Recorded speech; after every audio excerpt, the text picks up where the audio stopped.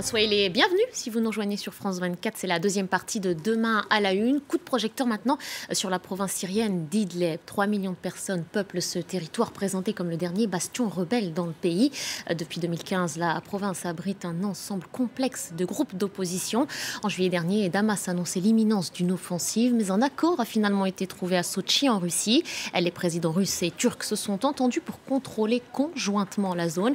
Les factions sur place ont jusqu'au 10 octobre pour déposer les armes lourdes. On va en parler avec notre correspondante depuis Istanbul, Fatma Kizilboğa. Merci d'être avec nous en direct depuis la Turquie, Fatma. Et puis avec vous, Gauthier Ribinski, notre spécialiste des questions de politique internationale. Fatma, vous êtes rendu justement à Idlib en juin dernier. Fatma, on parle de groupes djihadistes, de combattants terroristes. Est-ce que vous pouvez nous aider à y voir plus clair? Qui sont finalement ces hommes qui contrôlent cette zone?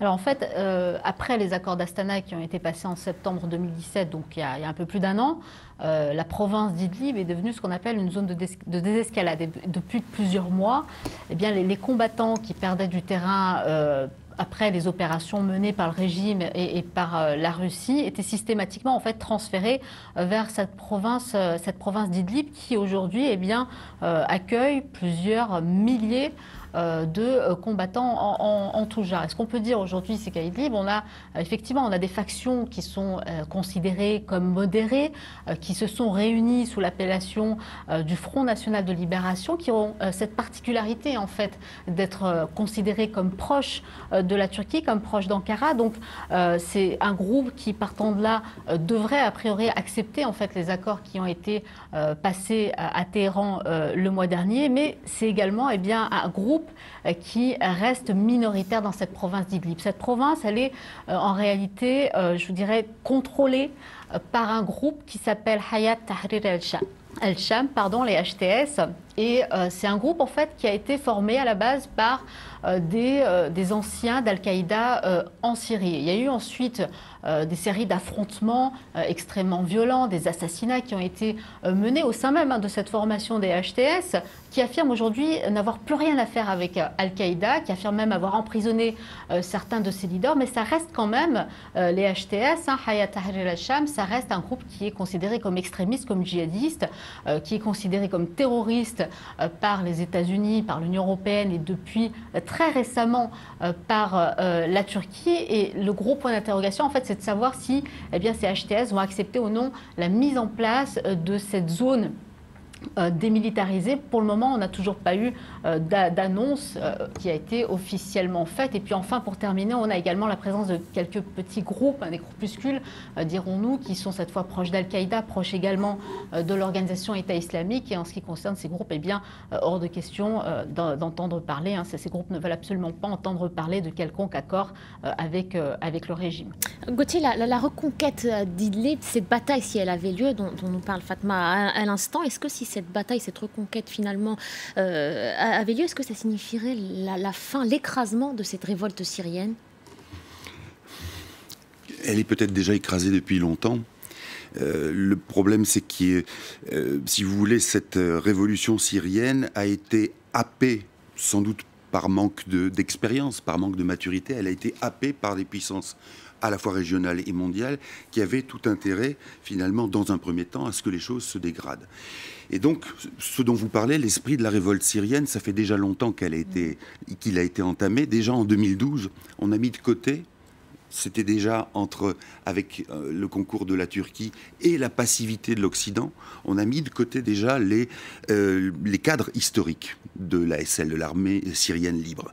Et de fait, le tournant, ça a été au moment où l'Occident a refusé totalement, catégoriquement, d'offrir une zone d'interdiction de survol autour de la Syrie. Ce qui aurait permis de rattraper, finalement, de pallier des disparités de rapports de force entre les troupes de Bachar al-Assad et l'armée syrienne libre. Ça n'a pas été le cas. Et à partir de là, l'armée syrienne libre et ce qu'elle incarnait de l'esprit de la révolution syrienne sont devenus comme des passoires, ont été phagocytés par des groupes islamistes qui ont été eux-mêmes financés par l'Arabie saoudite et le Qatar, et qui ont vu là-dedans une aubaine fantastique pour les groupes de s'enrichir, et pour les parrains, finalement, de mettre un frein à la poussée iranienne dans la région.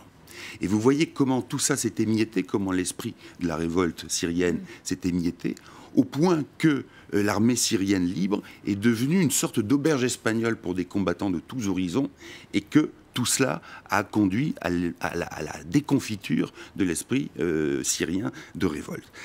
Cela veut dire tout simplement aussi qu'il y avait une erreur de jeunesse dans cette histoire. L'armée syrienne libre a toujours dit « nous ne voulons pas être une direction politique », alors que tous les autres groupes, qu'ils soient islamistes ou moins islamistes ou pas du tout islamistes, avaient une direction politique. Et donc à partir de là, un groupe militaire qui n'a pas de direction politique est un groupe militaire poreux qui laisse tout passer. Un dernier point sur la question que vous me posiez. Il y a encore des gens à Idlib, comme ça a été le cas à Alep, qui sont l'incarnation très frêle, très chétive de cette révolution. Ce sont des gens qui, tous les vendredis, par exemple, descendent dans la rue pour protester non seulement contre Bachar el-Assad, mais aussi contre la présence des HTS que mentionnait Fatma. Il y a là une volonté inventive, il y a de la satire, il y a des références au poète palestinien Mahmoud Darwish, il y a quelque chose de vivant, mais c'est tout petit, c'est à l'état embryonnaire et malheureusement, un embryon est amené à se développer, là au contraire, il est amené à mourir. Et c'est en ce sens justement que le témoignage de Fatma est précieux, puisque je le rappelle, vous étiez sur place en juin dernier, Fatma Idlib se pose en dernier territoire à résister. Qu'est-ce qui vous a frappé lorsque vous étiez sur place ? On l'a dit en fait, hein, quand on est allé à Idlib, hein, c'était début juin, cette zone était déjà, en fait, elle est toujours contrôlée dans sa majorité par ce groupe, hein, CHTS, ce groupe Hayat Tahrir al-Sham. Paradoxalement, si je peux dire, en fait, c'est un groupe qui est très mal vu par la population. Aujourd'hui, Idlib, c'est 3 millions de civils. La plupart de ces personnes ont fui les violences. Donc, c'est ce qu'on appelle en fait des réfugiés internes. Et clairement, en fait, quand on a pu aller dans le centre-ville même de cette ville d'Idlib, ce qu'on a ressenti, l'ambiance, je dirais, c'était une ambiance d'oppression. Les gens qu'on voyait dans la rue, avec lesquels on essayait de parler, eh bien, ces gens-là nous disaient qu'ils avaient peur, ils nous le disaient ouvertement. J'ai pu, moi, m'entretenir avec des femmes. En fait, j'ai pu me faufiler, entrer dans un magasin de lingerie.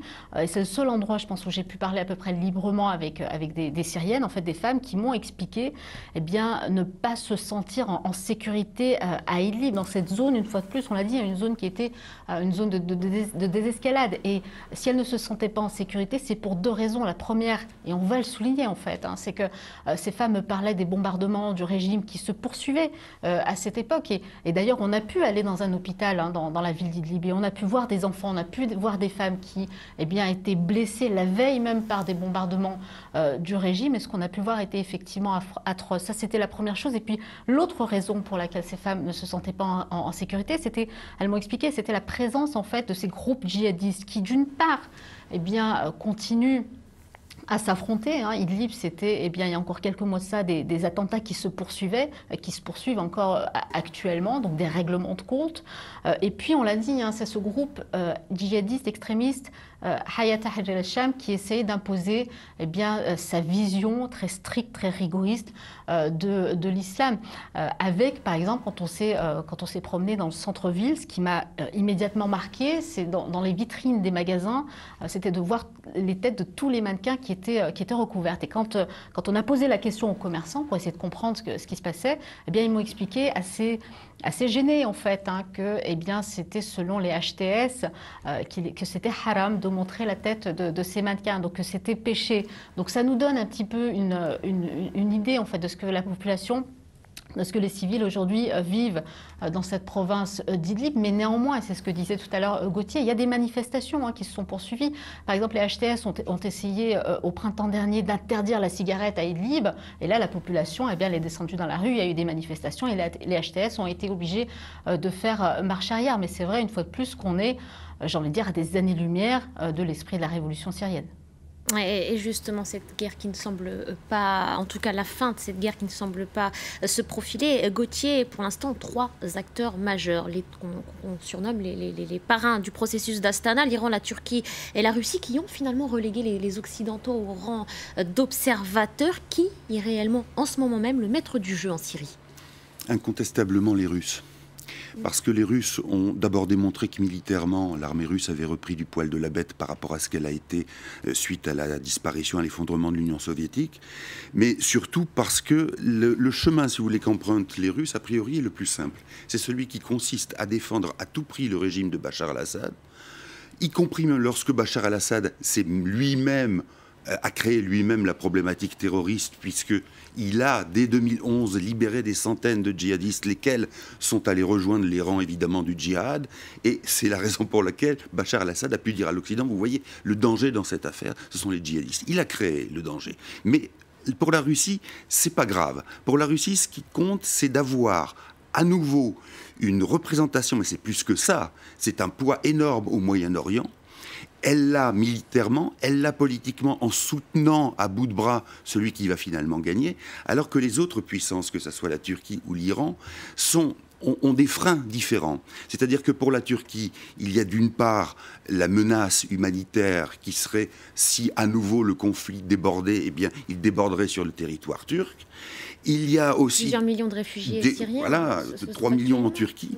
Et puis, le jeu complexe avec ses alliances terroristes ou djihadistes ou islamistes dits fréquentables, la Turquie parfois a le tournis à force de retourner des alliances. Quant à l'Iran, qui a des hommes sur le terrain, l'Iran, elle est limitée aussi financièrement. Elle n'a pas le pouvoir russe. Donc là, ce sont les Russes qui dirigent, mais on voit bien, par exemple, quand le président turc a dit « je ne veux pas qu'il y ait à nouveau des combats », pour la raison humanitaire et parce que, justement, ça va déborder sur mon territoire. Les Russes ont dit oui, d'accord, mais vous nous laissez piloter la question, y compris politiquement.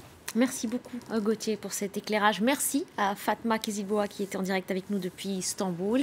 Merci à vous, merci aux équipes qui ont préparé cette émission et merci à Aziz Naïtiba pour sa confiance. Restez avec nous sur France 24, le programme continue.